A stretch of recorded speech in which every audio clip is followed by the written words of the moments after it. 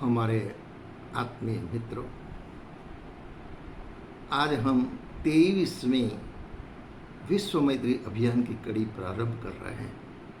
बहुत खुशी की बात है कि धीरे धीरे मैत्री के बारे में जानकारी देते हुए हम 23वीं कड़ी पर पहुंच गए हैं।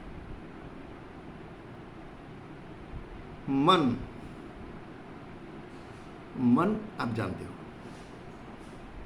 मन जो है सारी समस्याओं की जड़ है।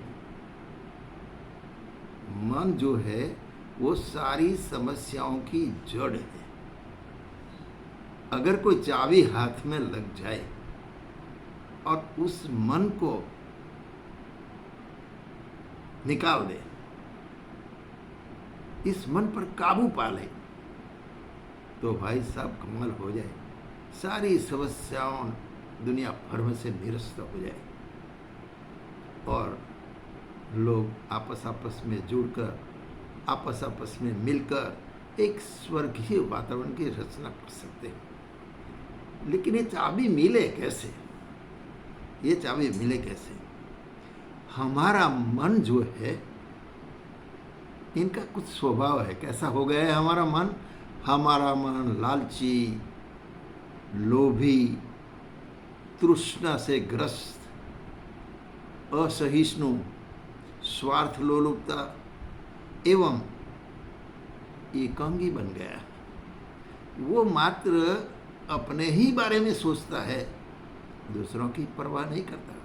एकांगी है ना, अपने ही स्वार्थ की बात, अपने ही लाभ की बात, अपने ही उत्कर्ष की बात, अपनी ही उन्नति होनी चाहिए। चाहे और लोग खड्डे में पड़े, इसकी अप्रगति हो जाए, उसका वो नुकसान हो जाए, इससे कोई लेना देना नहीं। ये मन का स्वभाव। आज हम ऐसे बन गए हैं। सामूहिक उत्कर्ष, सबका उत्कर्ष होना चाहिए, लेकिन हम देखते हैं दुनिया में से सामूहिक उत्कर्ष की बात लोगों के मन से निकल गई है। इतने स्वार्थी, इतने संकुचित स्वार्थी हम बन गए। भाई साहब, इसको बदले बिना काम चलेगा नहीं। अगर इसको नहीं बदले तो विश्व मैत्री अभियान कैसे सफल होगा? आज कुछ समस्या ऐसी है कि आज शिक्षा का स्तर इतना ऊंचा हो गया है, तो ऊंची डिग्री प्राप्त करने वाले जो बच्चे हैं वो अच्छी नौकरी ढूंढते हैं, लेकिन इतनी अच्छी नौकरी सब जगह तो उन लोगों सबको तो मिलेगी नहीं। इसीलिए बेकारी की समस्या बढ़ गई। लड़के बेकार घूम रहे हैं, कोई नौकरी नहीं मिलती।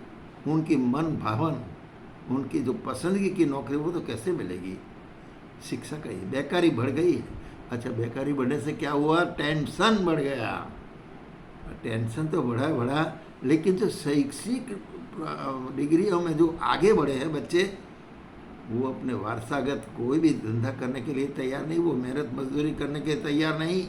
बस इनकी रहन सहन, इनकी जीवनी इतनी ऊंची हो गई है कि व्यवसायगत जो उनका कौटुंबिक वारसागत जो इसका व्यापार था, उसका धंधा था, वो नहीं कर सकते। उनको तो बस अच्छी नौकरी चाहिए। यही समस्या, यही बेकारी टेंशनग्रस्त सबको बना दी है।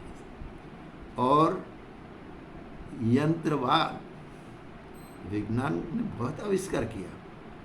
जो काम 100 आदमी करते थे, वो काम यंत्र से मात्र 2-3 व्यक्ति कर देते हैं। भाई साहब, प्रॉब्लम कहाँ हुआ पता होगा आपको? कि 98% बेकार हो गए। पहले उनको काम मिलता था, उनकी रोजी रोटी चलती थी, उनको आजीविका मिलती थी, लेकिन यंत्रवाद के बढ़ने से ये लोग बेकार हो गए, अपना व्यवसाय घुमा बैठे। ये भी टेंशन की बात हो गई। कोई सुखी नहीं, असंतोष चरमोर फैला हुआ है।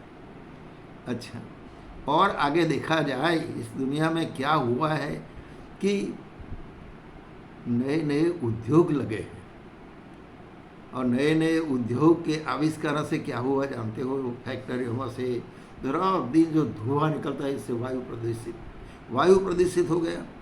उसमें जो पानी निकलता है प्रदूषित, वो पानी नदियों में जाता है, नदियों का जल प्रदूषित, हवा प्रदूषित, जल प्रदूषित, और लोगों का मन तो प्रदूषित है ही। ऐसी स्थिति आज सारे जगत की हो गई है भाई साहब। और इससे उबरने के लिए हमें कुछ करना पड़ेगा, कुछ उपाय करना पड़ेगा। विज्ञान ने आविष्कारों को, सुख सुविधाओं अवश्य लोगों की बढ़ा दी है, लेकिन इनके साथ साथ नुकसान भी कोई कम नहीं हुआ। सारी संस्कृति मानो नष्ट हो गई, सब टेंशन में जी रहे हैं, कहीं शांति देखने को नहीं मिलती। अच्छा, हमारा भारत जो है कृषि प्रधान है।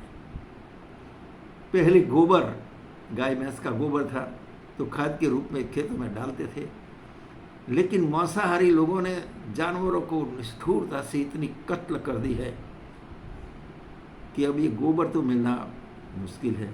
कोई जानवर पालना नहीं चाहता। क्यों? अब रासायनिक खाद के बड़ी बड़ी फैक्ट्रियाँ लग गई हैं। वो खाद से क्या होता है जानते हो? जमीन बंजर हो जाती है, उससे उत्पादन बहुत कम हो जाता है, और जमीन खराब हो जाने से कुछ उत्पादन नहीं मिलेगा तो आजीविका कैसे चलेगी? किसान परेशान है, किसान परेशान है। अच्छा, जो अनाज होता है, सब्जी होती है, फल फूल जो भी होता है, उसके पर इतने सारे कीटकों को मारने के लिए कीटनाशक दवाइयाँ छिड़की जाती है। परिणाम, जितने भी ये अनाज और फल सब्जी जो है, वो जो हम खाते हैं, हर रोज़ खाना पड़ता है हरियाली, तो इससे हमारे शरीर में धीरे धीरे जहर बढ़कर हमको रोगों से ग्रस्त बना देता है। हमारी तंदुरुस्ती नहीं रहती। हम कैसे स्वस्थ रहेंगे ये खुराक खाकर? भाई साहब, इससे आगे बढ़कर देखें तो हमारे बच्चे जो पाश्चात्य संस्कृति के रंग में रंगे हुए हैं, इंग्लिश मीडियम में पढ़ाई कर रहे हैं, उसको दाल चावल अच्छा नहीं लगता, उसको तो बर्गर अच्छा लगता है, पिज़्ज़ा अच्छा लगता है, न जाने क्या क्या अच्छा लगता है, बाजार की आइटम। और बाजार के आइटम महीनों से पहले आइसक्रीम और वो सब बने हुए हैं। ये इनके स्वास्थ्य को बिगाड़ देते हैं। वो कैसे स्वस्थ रहेंगे? कैसी अच्छी सोच उसमें आएगी? ये सारी समस्याओं की जड़ ये मन में रही है। इसका मानसिक वृत्ति, मनोवृत्ति वैसी बढ़ गई है। अगर जब तक हम मनोवृत्ति बदलेंगे नहीं तो ये समस्या की जड़ निकलेगी नहीं, और जड़ नहीं निकलेगी तो सारी समस्याएं वही की वही रहेगी। तनावग्रस्त रहेंगे हम, अशांति में जिएंगे हम। भाई साहब, इसके लिए कुछ तो करना पड़ेगा।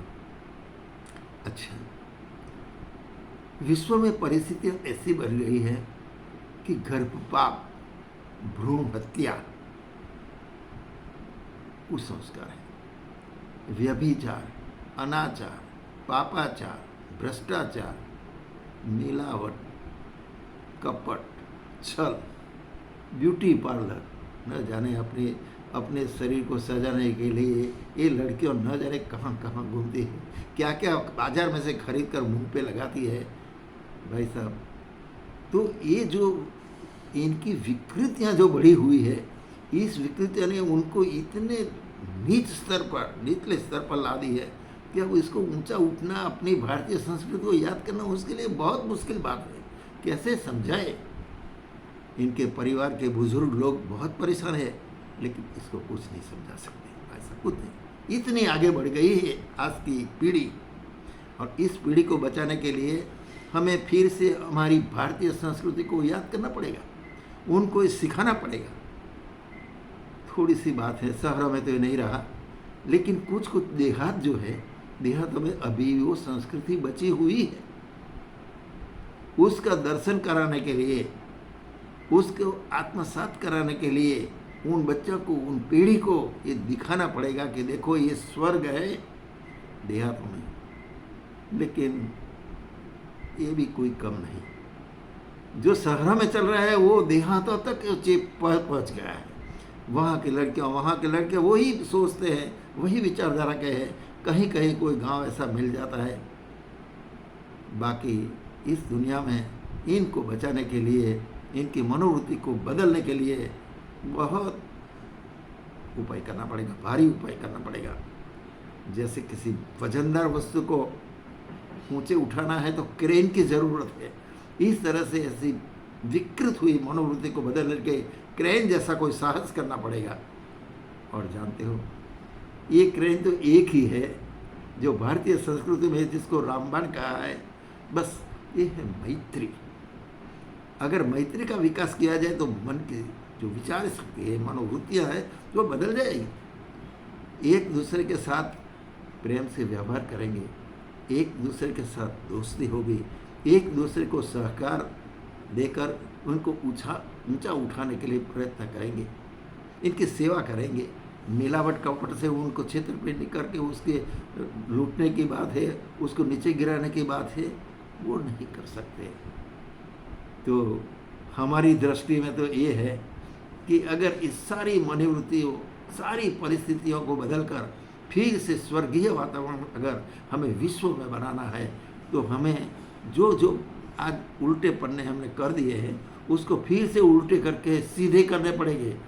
अर्थात हमें भारतीय संस्कृति पर वापस लौटना पड़ेगा, हमारी प्राचीन संस्कृति हमारे जीवन में लानी पड़ेगी, तब जाके हम आगे बढ़ सकते हैं। ऐसा एक बात है कि जितने भी संत महात्मा और जो भी हो, इन लोगों ने एक ही आवाज़ में यही बात बताई है। विज्ञान की अंधी दौड़ है, ये अंधी दौड़ के पीछे पीछे दौड़ने से तो हम खड्डे में गिरेंगे, या ना गिर रहे हैं। तो ये जो डूबने की बात है, उसमें से अगर तैरना है हमें, तो फिर हमारी इस संस्कृति की ओर जाना पड़ेगा। अच्छा, हमारी सोच को बदलना पड़ेगा। स्वामी विवेकानंद ने तो एक स्वर में कह दिया कि अगर आप सोच बदल दो, आपके विचार बदल दो, दुनिया बदल जाएगी। यही बात जर्मनी के बुडापेस्ट जो शहर है, बुडापेस्ट, ये बुडापेस्ट के एक व्यक्ति हैं, बहुत बड़ा ग्रेट फिलोसोफर आर्थर कोइसलर। आर्थर कोइसलर ने आर.के. करंजिया, जो यहाँ अपना बम्बई से प्रकाशित होता है, ब्लीज साप्ताहिक, इनका वो तंत्री है, ये दोनों फ्रेंड है, मित्र है। तो आर्थर कोइसलर ने उनको कहा कि भाई करंजिया जी, पूरा विश्व आज भारत की ओर नजर कर रहा है कि इस समस्याओं का अंत भारत करेगा, भारत ही पहल करेगा और सारी दुनिया में शांति स्थापित होगी, ये मुझे विश्वास है। करंजिया को आश्चर्य हुआ, क्या बात करते हो आप, हमारा भारत कर सकता है?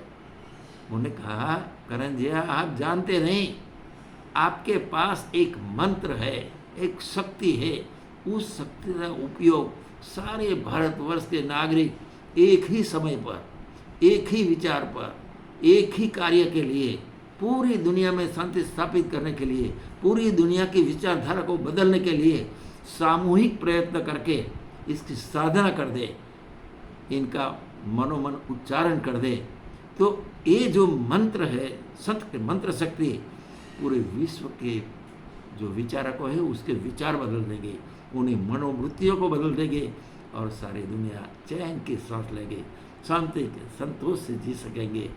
आप ये कर सकते हो तो करो। और आर.के. करंजिया ने यहाँ आके अपने साप्ताहिक में इस बात को छाप ली, ये कोई गलत बात नहीं है। ये मंत्र का नाम है गायत्री मंत्र। युग दृष्टा परम पूज्य गुरुदेव श्री राम शर्मा आचार्य जी ने, जो महाकाल है, इसने यही बात बताई कि एक साथ उपासना करो, एक साथ एक ही लक्ष्य के लिए इसका जप करो, तो दुनिया बदल जाएगी।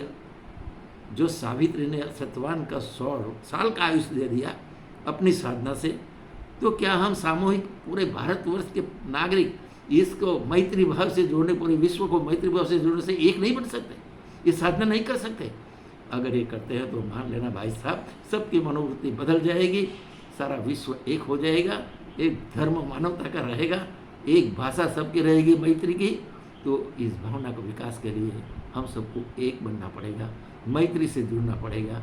विश्व मैत्री अभियान जो आप सुन रहे हो, इस मैत्री के लिए आप सबको हम निमंत्रित करते हैं। आप जुड़िए, औरों को जोड़िए और जो महाकाल की पुकार है उसको जीवन में लाइए। बस इसके साथ मैं आज के विश्व मैत्री अभियान की इस कड़ी को समाप्त करता हूँ। सभी को उदय सिंह चौहान का विनम्र प्रणाम।